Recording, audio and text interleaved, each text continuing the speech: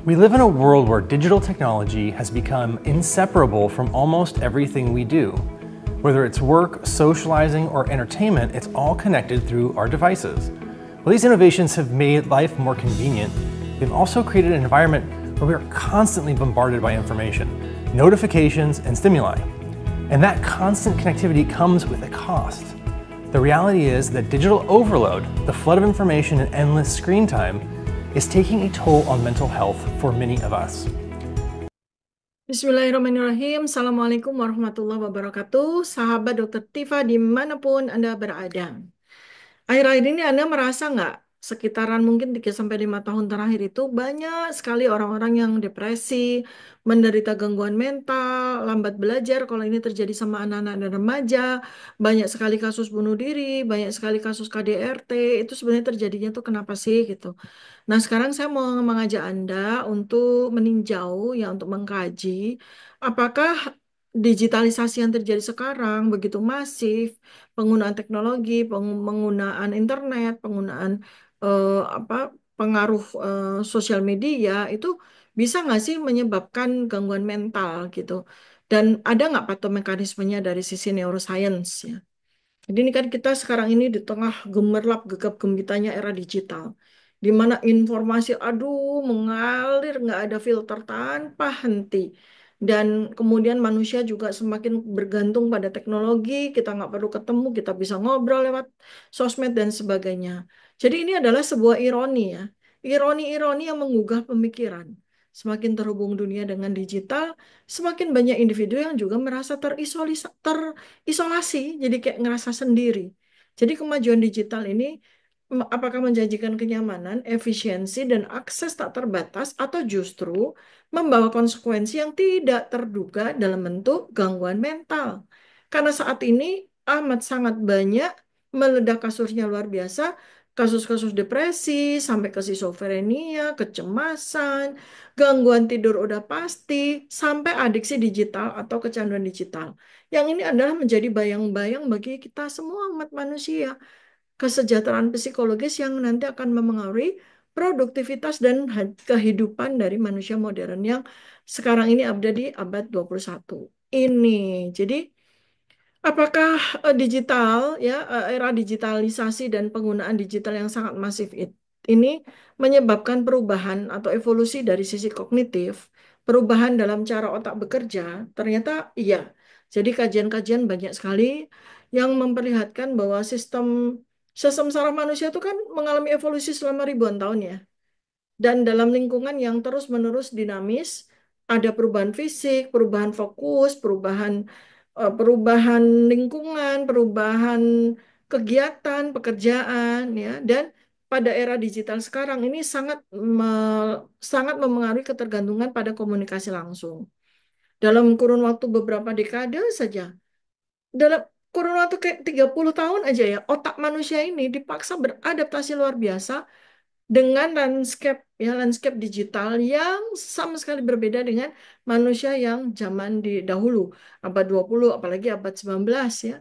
Kita punya gadget itu udah mulai dari bayi baru lahir, semua juga punya sosmed, bahkan akun-akun sosmed pun bisa puluhan untuk satu orang. Kita mengalami kebanjiran informasi yang luar biasa, dan itu ternyata sangat mengubah landscape otak. Neuroplastisitas otak itu sangat berubah. Neuroplastisitas itu apa? Kemampuan untuk otak untuk beradaptasi dan membentuk pola koneksi yang baru. Tetapi karena yang terjadi adalah disrupsi ya, kebanjiran yang luar biasa, maka otak kita, sistem saraf kita itu menghadapi tantangan yang sangat besar. Apa itu tantangannya? Pertama, overstimulasi dari satu neurotransmitter atau hormon otak namanya dopamin. Jadi konten digital itu dirancang sedemikian rupa, mau melalui sosmed apapun, untuk memberikan rangsangan instan yang memicu pelepasan dopamin, yaitu hormon yang terkait dengan perasaan senang dan motivasi. Akibatnya, manusia modern menjadi lebih impulsif, lebih mencari seeking, kayak mencari kepuasan instan dan kesulitan mempertahankan fokus dalam jangka panjang. Itu akibatnya. Kemudian terjadi yang sangat luar biasa adalah penurunan rentang perhatian. Fokus itu jadi sangat pendek. akibat dari ledakan informasi yang terus-menerus memaksa otak kita untuk beralih dari satu rangsangan ke rangsangan yang lain, scroll-scroll apalagi gitu ya. Itu menyebabkan kesulitan kronis dalam mempertahankan konsentrasi. Makanya orang zaman sekarang, jangankan anak-anak, orang dewasa aja itu sulit sekali mempertahankan konsentrasi mereka. Kemudian apa? Memori terfragmentasi atau fragmentasi memori ya. Jadi ingatan itu terfragmentasi. Informasi yang dikonsumsi terus-menerus hampir tanpa henti dalam format singkat dan cepat kan, cepat cepat cepat lihat lihat sosmed itu kan, lihat konten-konten itu kan cepat cepat cepat cepat, membuat otak kesulitan menyimpan dalam memori jangka panjang, sehingga pemahaman-pemahaman akan sesuatu itu menjadi dangkal. Jadi dampak perubahan ini tidak hanya terbatas pada pola pikir, tapi juga memengaruhi berbagai macam gangguan mental yang muncul belakangan, sampai ada nama-namanya, ya. Sampai ada nama-namanya, teman-teman, sahabat Dr. Tifa semuanya.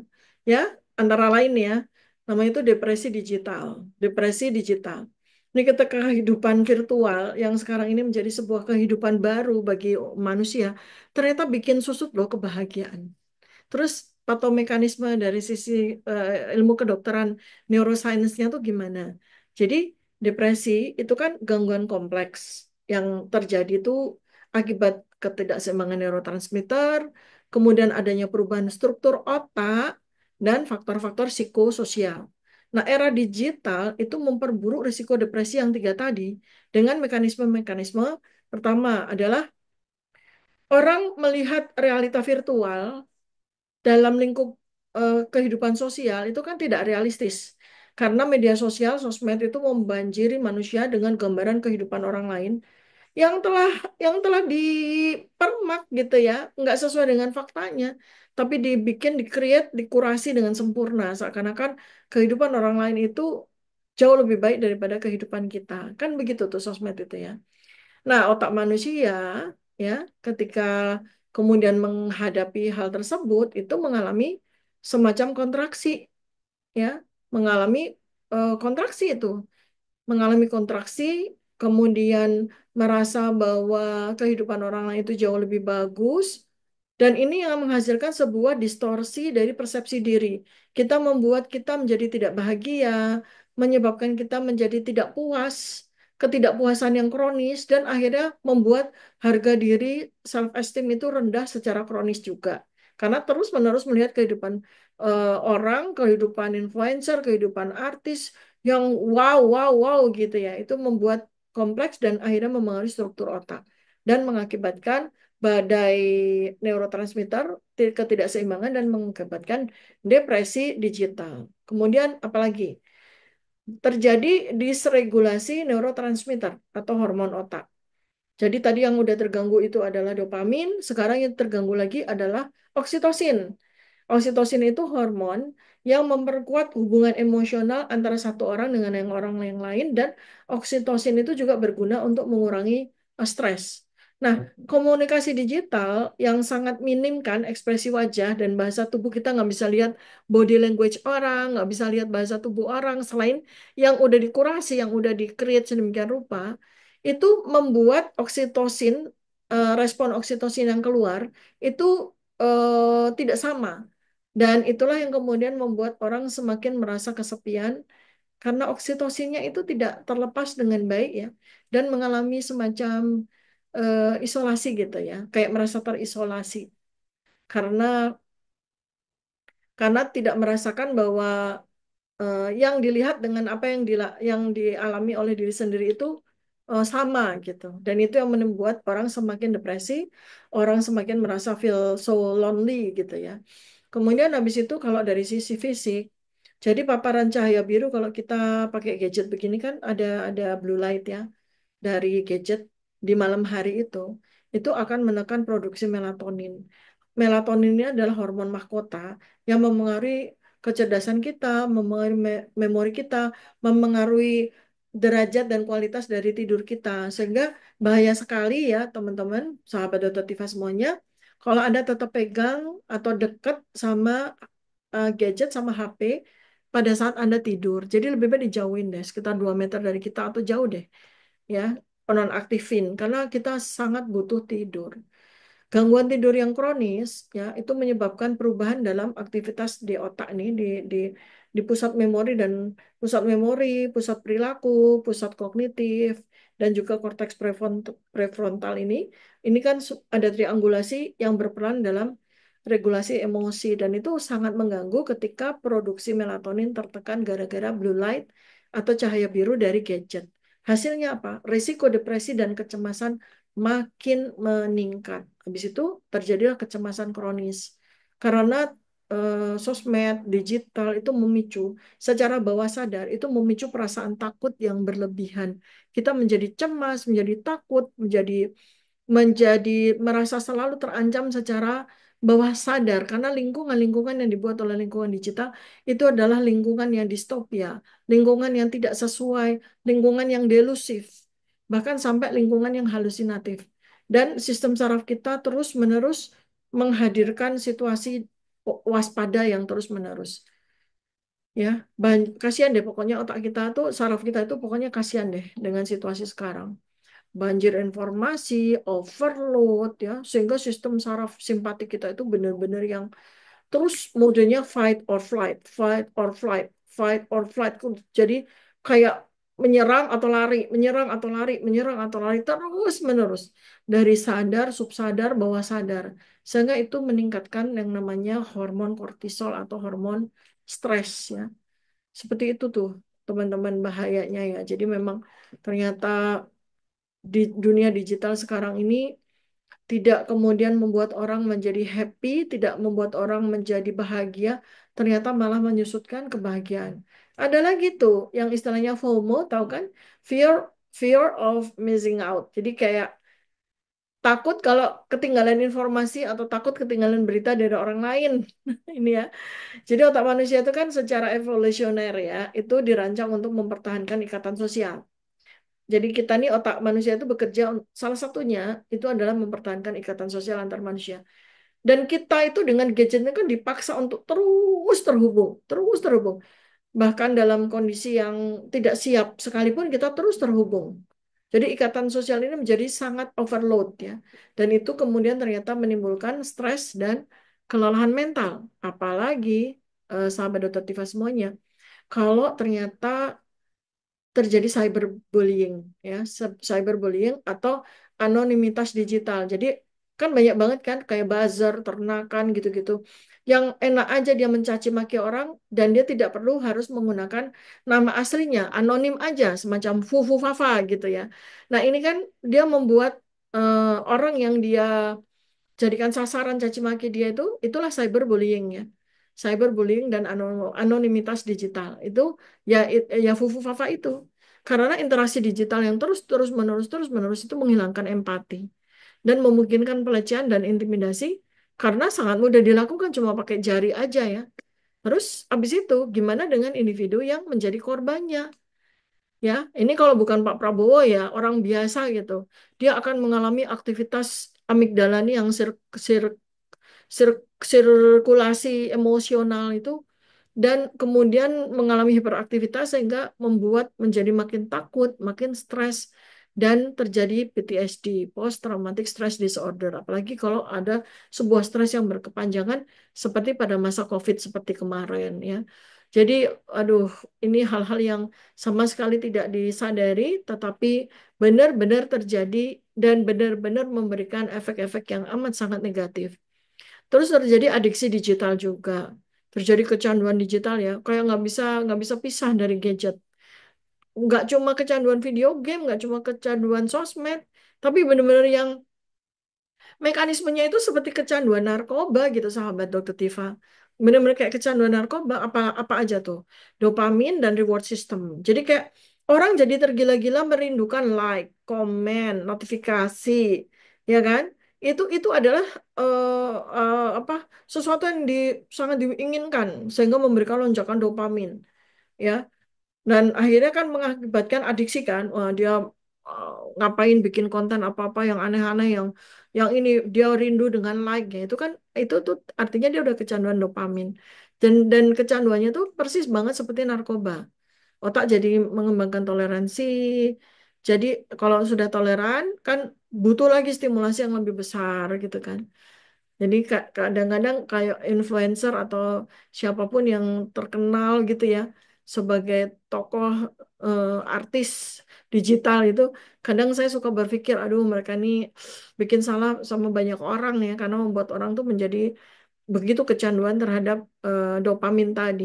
Lalu prefrontal cortex PFC ya yang mengontrol kognisi, pengambilan keputusan, pengendalian diri itu benar-benar menurun. Sehingga orang saat ini rata-rata sulit sekali mengambil keputusan dan sulit sekali melakukan pengendalian diri. Karena apa? Karena terus terdorong untuk terus menggunakan teknologi. Walaupun tahu dampak negatifnya. Nah, ini kan yang repot tuh kan di situ. Sekarang solusinya gimana? Ya solusinya memang kesadaran. Kesadaran pun harus dilakukan secara komunal ya, secara komunitas. Kesadaran keluarga, kesadaran digital. Kita sama-sama bikin detox digital yuk. Jadi mengatur waktu kapan pakai gadget, kapan enggak. Apalagi nih masa 1 jam sampai 2 jam sebelum tidur. Ya. Kemudian kalau kita menggunakan gadget pun juga harus pakai teknik Pomodoro. Tahu nggak teknik Pomodoro? Jadi yang 5 menit kerjain, nanti 5 menit enggak, atau 15 menit kerjain, 15 menit bisa lepas gitu ya, seperti itu. Dan itu akan memberikan otak waktu untuk istirahat. Kemudian ya udah kita udah mulai interaksi sosial yang nyata ya. Kan sekarang udah nggak pandemi lagi, udah nggak lockdown lagi. Jadi waktunya kita untuk berinteraksi sosial dengan sesama manusia real ketimbang kita terus-menerus menghadap layar gadget ataupun layar laptop untuk berkomunikasi dan berinteraksi. Jadi buatlah banyak kegiatan-kegiatan yang melibatkan interaksi sosial nyata. Kayak olahraga bareng, kemudian gathering yang bermanfaat, seminar bareng-bareng gitu ya, atau kegiatan-kegiatan relawan gitu. Habis itu ya sholat kalau umat muslim sholatnya lebih lagi ditambah qobliyah ba'diyah, sholat-sholat sunat itu apa gunanya? Untuk meditasi, mindfulness, regulasi emosi. Karena kalau kita sholat ya, kita berdoa, kita meditasi nih kalau agama lain, itu hormon otak yang membuat kita menjadi tenang, menjadi damai, bahagia yang subtil gitu ya, bahagia yang hakiki, namanya hormon endorfin itu akan keluar ya. Dan jaga kualitas tidur kita semuanya. Jadi kalau kita mau tidur itu puasa, puasa gadget semuanya. Jangan ngelonin gadget HP, jangan ngelonin laptop. Jadi taruh di tempat yang jauh. Bikin rutinitas tidur yang konsisten untuk menjaga ritme harian kita atau irama sirkadian kita. Jadi sahabat Dokter Tifa semuanya, memang sekarang ini udah sesuatu yang tidak bisa dipungkiri ya. Kita udah masuk dalam abad digital, era digital. Dan ternyata itu benar-benar mengubah landscape psikoneurologi manusia. Mengubah psikologi manusia, mengubah saraf dan otak manusia, merubah otak manusia, menciptakan patomekanisme baru yang ini adalah sebuah tantangan yang belum pernah ada sebelumnya. Maka penting sekali ya, nanti diulang-ulang, dengerin video saya, supaya Anda semua tuh paham dengan patomekanisme gangguan mental akibat teknologi, seperti yang tadi saya sampaikan, dan Anda semua dapat mengambil langkah-langkah preventif untuk melindungi kesehatan mental kita dan melindungi otak kita dari kerusakan. Di tengah arus digitalisasi ini, kita harus tetap hidup seimbang ya, fisik, mental dan spiritual kita. Jadi demikian yang ingin saya sampaikan buat teman-teman semuanya. Ini mozaik-mozaik ilmu, mudah-mudahan menambah lengkapnya puzzle-puzzle pengetahuan Anda menghadapi era kehidupan yang sangat tak terbayangkan seperti sekarang ini. Terima kasih. Assalamualaikum warahmatullahi wabarakatuh. Salam kebenaran.